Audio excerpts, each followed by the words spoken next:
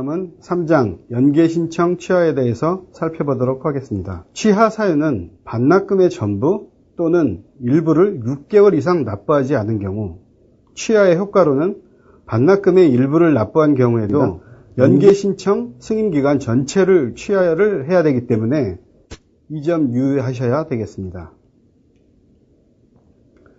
취하 사실 사전 통보에 대해서 살펴보도록 하겠습니다. 대상은 반납금을 전부 또는 일부를 6개월 이상 납부하지 않은 경우에 연계 신청이 취하된다는 사실을 각 기관에서 개인들한테 통보를 해야 합니다. 기준은 4개월 연체자를 기준으로 안내를 하며 기한은 취하일 30일 전까지 연계 신청자가 수령토록 안내를 하여야 합니다. 연계 신청의 취하 대상으로는 반납금의 전부 또는 일부를 6개월 이상 연체한 자, 그리고 연계 신청 결정 통지서가 도달하기 전 취하의 의사를 표시한 경우, 연계법은 민법상의 도달주의를 근간으로 하고 있기 때문에 결정 통지서가 도달하기 전에 취하의 의사를 표시하면 연계 신청이 취하가 됩니다. 그리고 연계 후 직역기관 재임용으로 합산 승인이 이루어진 경우에 한하여 연계를 취소하도록 하고 있습니다. 단, 연계급여 지급사유 발생 이후에는 어떠한 경우에도 연계를 취소할 수 없으니 이 점 유의해서 신청을 하셔야 되겠습니다. 반납금 반환에 대해서 알아보도록 하겠습니다.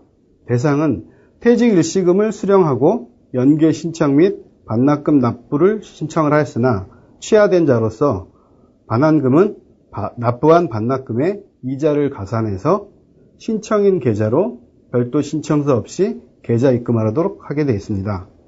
이자의 계산 기간은 반납금의 최종 납부한 달이 속하는 달에 다음 달부터 반환일이 속하는 달까지의 개월수이며 이자율은 해당 연도마다 1월 1일 현재 전국은행이 적용하는 1년 만기 정금 예금 금리의 평균 금리로 적용을 하도록 되어 있습니다. 다음은 4장 연계급여에 대해서 알아보도록 하겠습니다. 연계급여의 종류와 지급 요건으로는 연계연금에는 연계퇴직연금과 연계노령연금, 연계유족연금에는 연계퇴직유족연금, 연계노령유족연금이 있습니다. 연계퇴직연금과 연계노령연금의 지급 요건으로는 연계기간이 20년 이상이고 60세에 도달했을 때, 65세 이상이고 연계기간이 20년이 된 때를 지급 요건으로 하고 있습니다. 연계퇴직유족연금은 연계퇴직연금 수급권자가 사망 시, 그리고 연계노령유족연금은 가입기간이 10년 이상 연계노령연금 수급권자 사망 시와 가입기간 10년 미만 연계노령연금 수급권자 사망 시에 지급 요건으로 하고 있습니다. 다음은 연계퇴직연금 수급권자에 대해서 예시를 통해서 알아보겠습니다. 공무원 이력이 15년, 국민연금 이력이 5년 해서 20년의 기간을 충족을 하였는데도 불구하고 연계신청자가 연계 지급 개시 연령 전에 사망을 하게 되면 연계퇴직연금을 지급하지 않고 퇴직일시금을 지급하게 됩니다. 다음은 연계급여 청구에 대해서 알아보겠습니다. 청구 방법은 연계퇴직연금 청구서 또는 연계퇴직유족연금 청구서를 작성을 해서 가입기간이 있는 연금관리기관 또는 최종 가입 연금관리기관 중 어느 한 곳에만 청구를 하시면 됩니다. 그럼 청구서가 접수된 연금관리기관에서 공동연계급여 정보 시스템에 의해서 타 연금관리기관에 전송을 하여 연계를 처리하게 됩니다. 다음은 연계급여 지급에 대해서 알아보겠습니다. 연계급여 지급기관에는 연계급여 지급결정 권한이 있는 기관으로서 국민연금, 직역연금, 각 기관에서 지급 결정하여 지급을 하고 있으며 연계급여 지급기간은 급여 지급 사유가 있는 날이 속하는 날에 다음 달부터 연계급여 수급권이 없어진 날이 속하는 달까지 지급을 하도록 되어 있습니다. 연계급여 지급 사유 발생일로는 연계퇴직연금의 경우에는 연계기간이 20년 이상인 자가 60세가 된 날, 그리고 60세 이상인 자가 연계기간이 20년이 된 날, 60세 이상인 자가 국민연금법에 따른 반납금 또는 추납보험료를 내어 연계기간이 20년이 된 날을 연계퇴직연금의 지급 사유 발생일로 규정하고 있습니다. 연계퇴직유적연금은 연계노령연금 수급권자 또는 연계퇴직연금 수급권자가 사망한 날을 지급 사유 발생일로 규정을 하고 있습니다. 다만 연계법 부칙 제3조에 보듯이 적용 연도와 연령, 출생 연도별로 지급 개시 연령을 각각 다르게 적용을 하고 있습니다. 1952년생까지는 60세, 53년부터 56년까지는 61세, 57년부터 60년까지는 62세, 61년부터 64년은 63세, 65년부터 68년까지는 64세, 그리고 1969년생 이후는 연계급여를 65세 이후부터 지급하는 것으로 규정을 하고 있습니다. 다음은 연계퇴직유전연금의 지급시기입니다. 연계퇴직연금 수급권자 또는 연계노령연금 수급권자가 사망한 날이 속하는 달에 다음 달부터 연계퇴직유적연금을 지급하고 있습니다. 연계급여 지급일로는 직역연금은 매월 25일, 그리고 국민연금은 매월 말일날 지급을 하고 있고, 지급일이 토요일 또는 공휴일인 경우에는 전날에 입금이 되도록 전산으로 처리를 하고 있습니다. 연계급여의 정산은 급여 지급 청구를 하였으나 지급받기 전에 수급자가 사망한 경우, 그리고 연금을 수급 중에 해당 월분 지급일 전에 수급권자가 사망한 경우, 그리고 수급권자가 급여 지급 청구를 하지 아니하고 사망한 경우 지급 기간 동안의 그 금액을 정산을 하고 있습니다. 연계퇴직연금의 미지급된 급여 수령일은 그러면 예시를 통해서 살펴보도록 하겠습니다. A는 생년월일이 1954년 3월 31일 공무원 퇴직 시 연계 신청을 하였고 국민연금에 4년간 가입을 하였습니다. 이 경우 연계급여의 지급 연령은 공무원 연금 이력은 90년 4월 1일부터 2010년 3월 31일까지 재직기간 20년을 채웠고 퇴직 시에 연계 신청을 했습니다.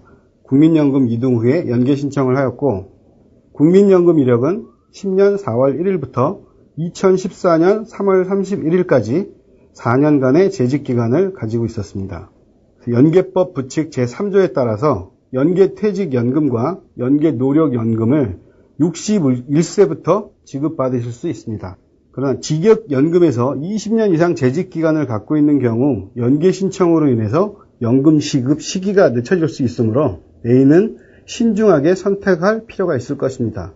A가 연계 신청을 안 했을 경우 직역연금에서 받는 퇴직연금은 54세부터 지급이 되는데 연계법을 적용을 받아서 61세부터 지급이 되기 때문에 7년간이라는 그 기간이 생길 수 있으므로 이 부분은 본인이 선택을 잘해서 연계를 신청하셔야 할 것 같습니다. 다만 직역연금 재직기간이 20년 이상이고 국민연금 가입기간이 10년 이상인 경우엔 각각 연금법을 적용받을 수 있기 때문에 전 예시와는 조금 별개의 경우가 되겠지만 연계의 경우는 본인이 항상 신중하게 생각해서 선택을 하셔야 합니다. 다음 예시를 살펴보도록 하겠습니다.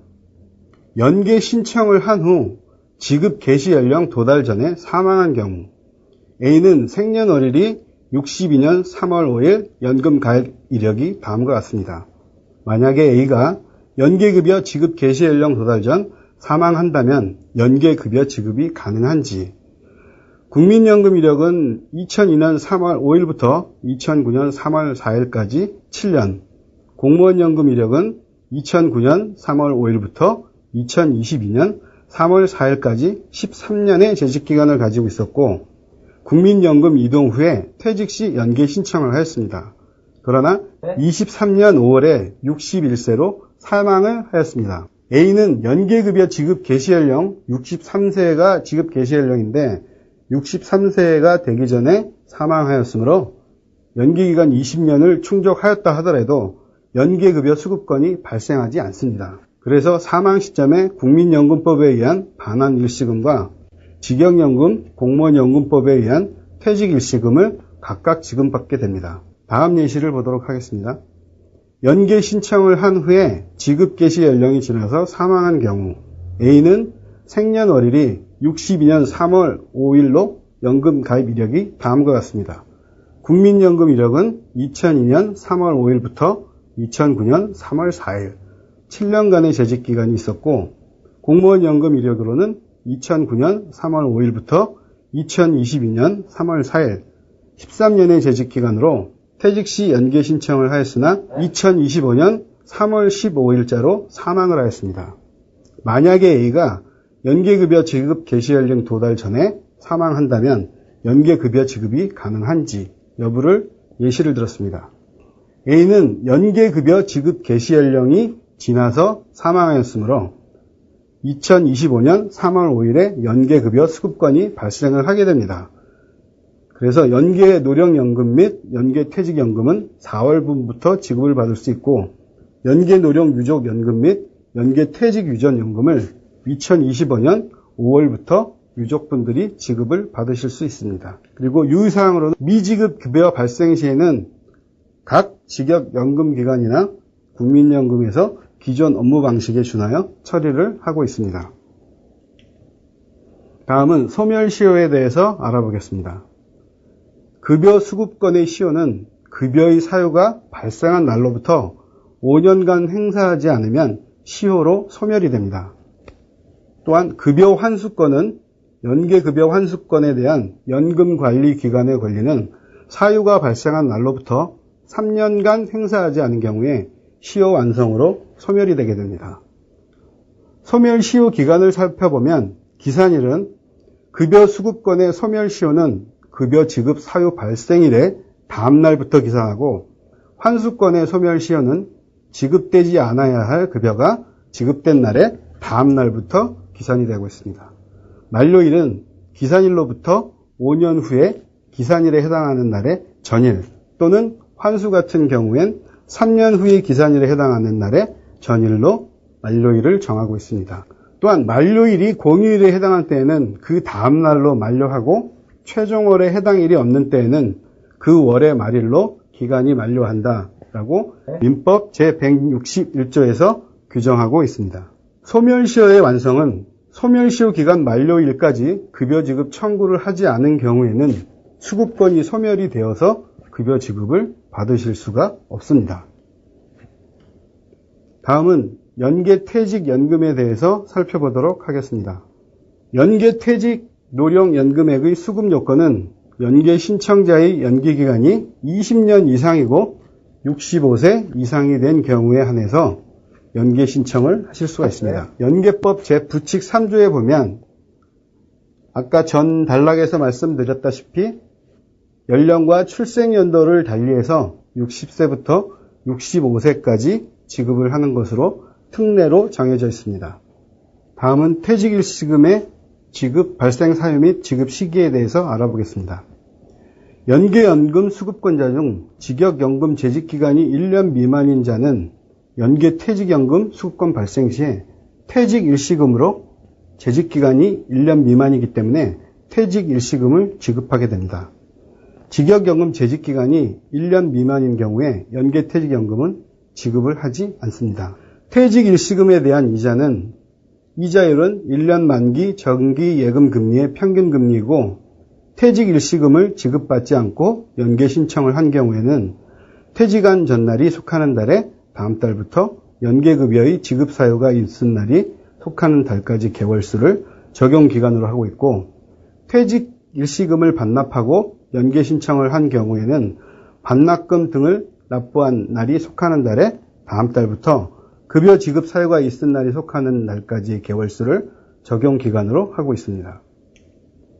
다음은 중복급여의 조정에 대해서 살펴보도록 하겠습니다.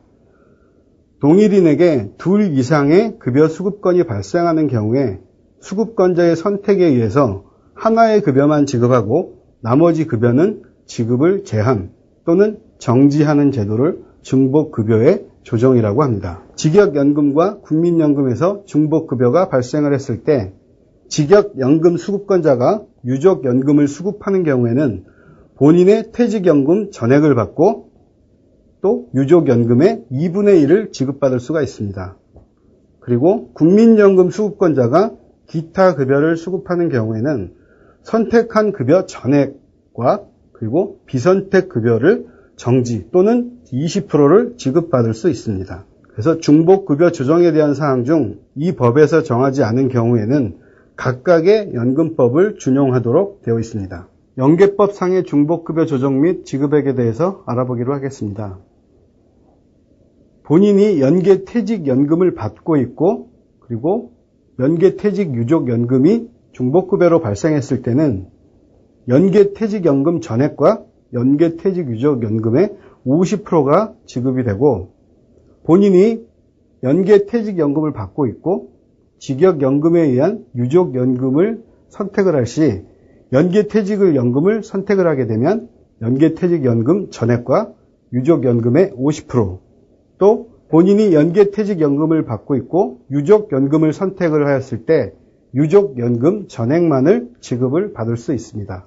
그리고 연계퇴직 유족연금을 본인이 받고 있고 직역연금에 의한 퇴직연금을 지급받을 수 있을 때 지급받을 수 있는 금액은 퇴직연금 전액과 연계퇴직 유족연금의 50%를 지급받으실 수 있습니다. 이상으로 공적연금 연계제도에 대해서 말씀드렸습니다. 감사합니다.